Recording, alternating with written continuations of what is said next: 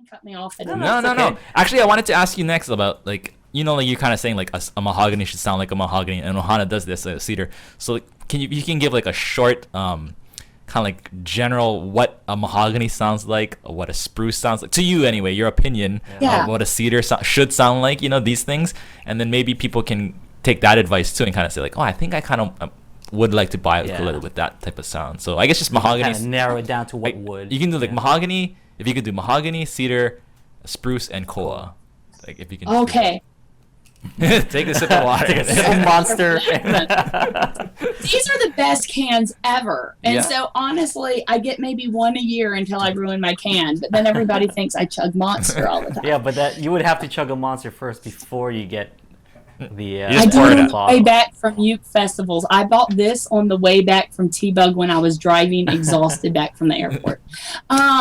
So a mahogany is like warm and rich. It almost takes all the tones and puts it together like this Like for how? people on the audio. And it kind of, I'm very visual, so it makes Yeah. it really like rounds. And sometimes mahoganies, because of this, don't go out. Mm. And sometimes they can kind of get stuck. And so what's really important to me when I offer a mahogany is to make sure they build it in such a way where the sound still goes out, or else all that warm richness stays in this box in front of you, and it's not good. You want it to still go out. So, but there's differences in mahoganies too. Like I feel like for some reason the Ohana SK38 that styled out for the Martin really has a lot of that outward projection. It's almost like you can see the tone go like right at you. But then like the 35 glosses, it still goes out, but it's like instead of pushing out at you, it more lilts out at you. This is gonna make no sense in the audio. No, that makes sense. Like kind of just like not. I don't know. That's like kind of a hard word to. Trickle out. Yeah, like not trickle, but like I can kind of like. It's like a aerosol effect almost, where you're not, not a beam, but it's kind of like just comes out. I can't do it either. It's like you, that. it's like you Sometimes set you the want thing the up to air. mist. Sometimes like when you buy the things where you can spray it, or yeah. Yeah, like like a mist, Yeah, like a set mist. to It mist. mists out of the sound hole. Yeah. Yeah. Now spruce, a lot of ukulele players get grumpy about spruce because they think it's too bright. Mm-hmm. Yeah. But I like to use the word lively. And so it is a great sound for like a hyper person like me, because when you hit that note, it's going to come right back, or if it's built right, it should go right back at you, and it should have a lot of punch, attack, but brightness. It's going to be very trebly in your ears. I'm trying to think, but yeah, most of the time a spruce, if built right, has a lot of attack and a lot of a pop to it, but on the bright end of the pop. Cedar has pop to it, but it has a lot of those warm tones as well, and it's bold. And again, I want to do a hand motion. It kind of does like this. It like it comes out at you and then around you, and it hugs you. All right, I really like Cedar because I like that hug, that hug of tone.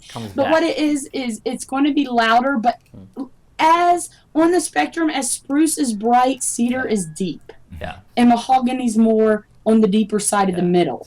And so when I hear and so mahogany, I that's- always think warm. Like that's the word that comes to Warm. yeah, like warm tone. yeah, and I use that word a lot. Warm and rich. Like stirring melted chocolate. Rich mahogany. Yeah, and then like spruce would be like fairies tinkling. Maybe. Yeah, spruce I don't is know. very bright. And you can try different string combinations can either accentuate that or kind of bring it back a little. So that's another part too. Yeah, or even just That's like the a back other and thing, sides, you know, like you Yeah. can match it up with something else, and you can get a combination of A sounds. totally different sound. Like cedar rosewood hits really hard because rosewood sort of tends to make everything hit really hard, which I like a hard hit and a lot of note distinction. And again, depending on the build and sometimes even depending on the uke. Koa,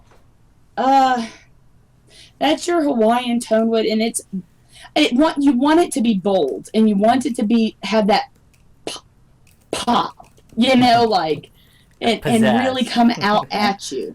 But that being said, Kamaka, Koaloa, and Kanilea, all their koas sound different to me. Yes, Oh, yeah. definitely. I feel like some have more of a pop and Yeah. some have more of a hit Yeah. and more volume. I feel like Kamaka, that's more of a koaloa. Kamaka has a little bit more warmth Yeah. and a little bit more richness to it, but it still has that undertone pop. And then Kanilea's, I've played yours all dream and a few others, but I don't offer them, so I can't really say to that as much. But they're Yeah, they are different. I mean, I have all three. They're They're different. extremely They're all different. three are different. It's just the build and like I've gone to the factory tours and I've seen the insides of those ukuleles and they are built differently. Whereas say like All Koalo has that one unibrace for everything and that's what's giving it that kind of brighter tone. Kamaka has the traditional like fan bracing, and Kanilea has the true bracing. So everyone's got their own kind of build, and that's definitely helping shape the kind of sound that you get from each company, and they stay true to that sound too. Yeah, and that's it. And so when people say, well, I want a K brand, and they feel like all K brands are created equal, and I'm you just like, opened the door to like more doors. K brand is like a ukulele community lingo. I think people who don't know ukulele lingo, like K brand means like a Hawaiian made ukulele with like then their name starts with the letter K, like Kanilea, Koa, Kamaka. It was Korean brand, K brand. Not it doesn't mean like there's Kala is technically starts with a K, but when you say K brand, you're talking about Hawaiian made. Hawaiian made. Yeah. Ukuleles, and see if I say Hawaiian made ukuleles, it has to be.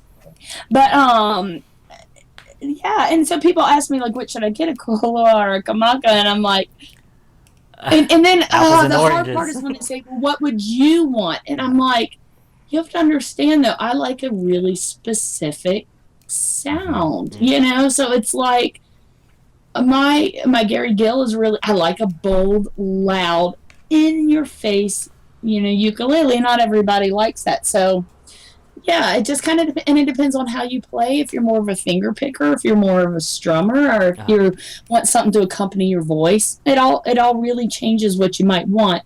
But I like to, that's why I do like when there's a bit of a dialogue with people. Yeah. The problem is sometimes catching me because I'll get a lot of phone calls and a lot of orders. But when we can get a really good dialogue, I like it when I feel like I found, like me and a customer have come up with their sound, and I feel like I've got an ear good enough between that and my demos to be able to kind of steer them in the right direction. Yeah, she does some good steering. Yeah. I'm her ukulele player, so she tells me what to sound like.